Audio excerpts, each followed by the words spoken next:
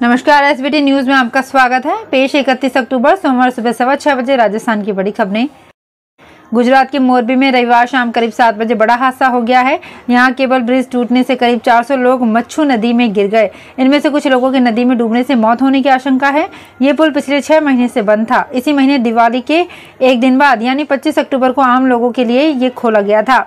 मोरबी का ये suspension bridge 140 साल से भी ज्यादा पुराना है और इसकी लंबाई करीब 765 फीट है। ये सस्पेंशन ब्रिज गुजरात के मोरबी ही नहीं बल्कि पूरे देश के लिए ऐतिहासिक धरोहर है। इस ब्रिज का उद्घाटन 20 फरवरी 1879 को मुंबई के गवर्नर रिचर्ड टेम्पल ने किया था। ये उस समय लगभग 3.5 लाख की लागत से 1880 में बनकर तैयार हुआ था। उस समय इस पुल को बनाने का पूरा सामान इंग्लैंड से ही मंगाया गया था। राजस्थान में फिलहाल मौसम साफ है। मौसम विभाग के मुताबिक 3 नवंबर तक मौसम ऐसा ही रहेगा। वहीं 31 अक्टूबर की रात को पश्चिमी हिमालय रीजन में एक नया पश्चिमी विक्षोभ आएगा।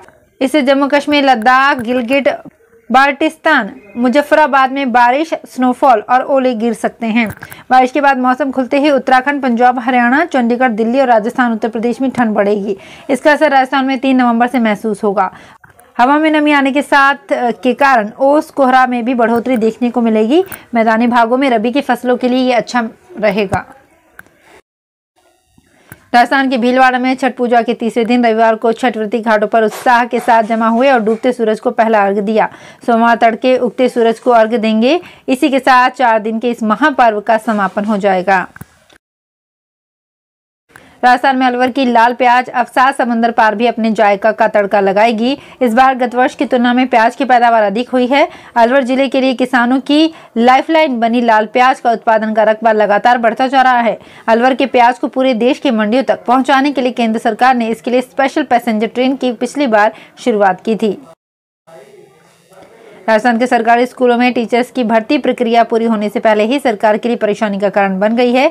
लेवल 2 के 6000 पदों को घटाकर लेवल 1 के पदों में बढ़ोतरी की गई है। अब इसमें संशोधन किया जा सकता है। इसके लिए भर्ती की विज्ञप्ति जारी की जा सकती है।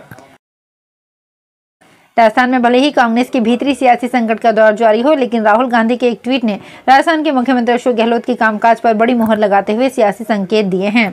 राहुल गांधी ने ट्वीट करके न केवल राजस्थान सरकार को अपना मॉडल स्टेट बताया है, बल्कि गुजरात चुनाव में भी जनता के सामने राजस्थान के मॉडल को रखने की बात कही है। गुजरात चुनाव के मद्देनजर राहुल गांधी ने ट्वीट किया है कि कांग्रेस का पक्का वादा, संविदा कर्मियों को पक्की नौकरी, पुरानी पेंशन व्यवस्था बहाल, समय पर प्रमोशन राजस्थान में लागू किया। अब गुजरात में कांग्रेस सरकार बनते ही कर्मचारियों को उनका हक मिलेगा। राजस्थान के मुख्यमंत्री अशोक गहलोत ने रूस यूक्रेन युद्ध के कारण यूक्रेन से भारत लौटे राजस्थानी विद्यार्थियों को हवाई किराए का पुनर्भरण करने की सहमति प्रदान की है। गहलोत की स्वीकृति के बाद 1 फरवरी 22 से 14 फरवरी तक स्वयं के खर्चे पर यूक्रेन से भारत लौटने वाले राजस्थान के विद्यार्थियों की हवाई किराए की राशि का पुनर्भरण किया जाएगा। गहलोत सरकार ने एक अन्य फैसले में धौलपुर जिले में 112.95 करोड़ रुपए से बाईपास व रिंग रोड का निर्माण को मंजूरी दी है। दिवाली पर सूर्य ग्रहण के बाद अब देव दिवाली पर चंद्र ग्रहण का साया रहेगा। कार्तिक पूर्णिमा पर 8 नवंबर को साल का आखिरी खंडग्रास चंद्र ग्रहण होगा। ये ग्रहण दोपहर 2:39 पर शुरू होगा, जो शाम 6:19 तक होगा। राजधानी जयपुर की बात करें तो यहाँ ग्रहण सिर्फ 42 मिनट के लिए रहेगा। जयपुर में शाम 5:37 पर चंद्रोदय होगा। वहीं ग्रहण की छाया का अंत शाम 6:19 पर होगा। दिवाली के त्योहार के बीच इस बार सूर्य ग्रहण का साया रहा। वहीं अब देव दिवाली पर चंद्र ग्रहण का साया रहेगा। कल मंगलवार से उत्तरी भारत में सक्रिय होने वाले नए पश्चिमी विक्षोभ का असर राजस्थान के मौसम पर देखने को मिलेगा। मौसम विभाग के मुताबिक इस तंत्र के सक्रिय होने से कश्मीर, हिमाचल में बारिश बर्फबारी होगी, जो अगले महीने कुछ दिन तक जारी रहेगी। इससे राजस्थान के तापमान में 4 डिग्री सेल्सियस तक की गिरावट आएगी। कुछ शहरों में तापमान 10 डिग्री से भी नीचे जाने की संभावना है। जयपुर मौसम केंद्र के प्रभारी आदर्श शर्मा ने बताया कि उत्तरी भारत में एक के बाद एक 2 विक्षोभ का असर विभिन्न जगहों पर मौसम में बदलाव को प्रभावित करेगा। सूर्योपासना से जुड़े 4 दिवसीय पर्व डाला छठ के तीसरे दिन रविवार शाम को पवित्र जलाशयों पर बने घाट पर षष्ठी महापूजन किया गया। व्रती महिलाएं जलाशयों तक मंगल गीत गाते हुए सपरिवार पहुंची। अस्ताचलगामी सूर्यदेव को पहला अर्घ्य देने के बाद परिवार में खुशहाली एवं सुख समृद्धि की प्रार्थना की। अखिल भारतीय भोजपुरी समाज रातानाड़ा के अध्यक्ष वीरेंद्र प्रसाद गुप्ता व उपाध्यक्ष विनोद कुमार प्रजापति ने बताया कि छठ व्रत का पारना सोमवार सुबह उदित सूर्य को अर्घ्य देने के साथ होगा। अहमदाबाद दिल्ली के बीच अब एक अतिरिक्त वैकल्पिक मार्ग उपलब्ध होगा। पीएम नरेंद्र मोदी सोमवार को अहमदाबाद के असारवा में आयोजित कार्यक्रम में असारवा हिम्मतनगर उदयपुर गेज परिवर्तित लाइन पर पहली रेल सेवा को हरी झंडी दिखाकर रवाना करेंगे। इस कार्यक्रम में रेल संचार, इलेक्ट्रॉनिक्स एवं सूचना प्रौद्योगिकी मंत्री अश्विनी वैष्णव भी मौजूद रहेंगे।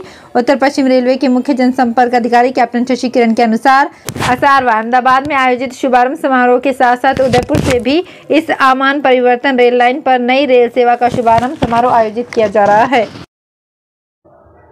राजस्थान राज्य मानवाधिकार आयोग के अध्यक्ष जस्टिस गोपाल कृष्ण व्यास रविवार को चौपासनी हाउसिंग बोर्ड पहला पुलिया के पास स्थित इंदिरा रसोई पहुंचे। जस्टिस व्यास ने इंदिरा रसोई केंद्र के प्रभारी से विभिन्न व्यवसायों के साथ ही भोजन निर्माण में प्रयुक्त सामग्री की पौष्टिकता व गुणवत्ता की जानकारी ली। उन्होंने साफ सफाई सहित अन्य मूलभूत सुविधाओं व व्यवस्थाओं का विस्तार से निरीक्षण किया। मुख्यमंत्री अशोक गहलोत ने 5वें और 6वें वेतन आयोग के तहत कार्यरत राज्य कर्मचारियों एवं कार्य प्रभारित कर्मचारियों के महंगाई भत्ते में संशोधन को मंजूरी दे दी है। अब 5वें तथा 6वें वेतन आयोग के अंतर्गत कार्यरत राज्य कर्मचारियों, कार्य प्रभारित कर्मचारियों एवं पेंशनर्स को भी 1 जुलाई 2022 से बढ़ा हुआ महंगाई भत्ता देय होगा। सीएम गहलोत के इस फैसले से प्रदेश में 5वें वेतन आयोग के तहत कार्यरत राज्य एवं कार्य प्रभारित कर्मचारी तथा पेंशनर्स को 381% के स्थान पर 396% की दर से महंगाई भत्ता देय होगा। सरदार वल्लभ भाई पटेल की जन्म जयंती के उपलक्ष्य में मनाए जा रहे राष्ट्रीय एकता सप्ताह के अंतर्गत रविवार को रेलवे भारत स्काउट एवं गाइड्स की ओर से रेलवे स्टेशन पर नुक्कड़ नाटक का मंचन किया गया।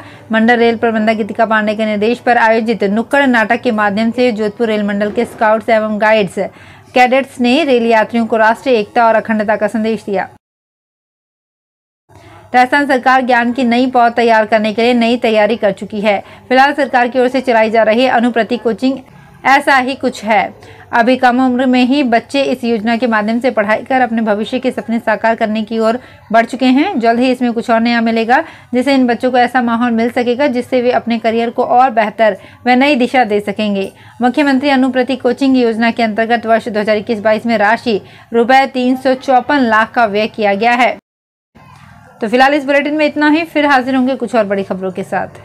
अगर आप भी अपने आसपास की छोटी बड़ी और महत्वपूर्ण खबरों से अपडेट रहना चाहते हैं तो सब्सक्राइब कीजिए हमारे चैनल एसपीटी न्यूज को और प्रेस कीजिए बेल आइकन पर।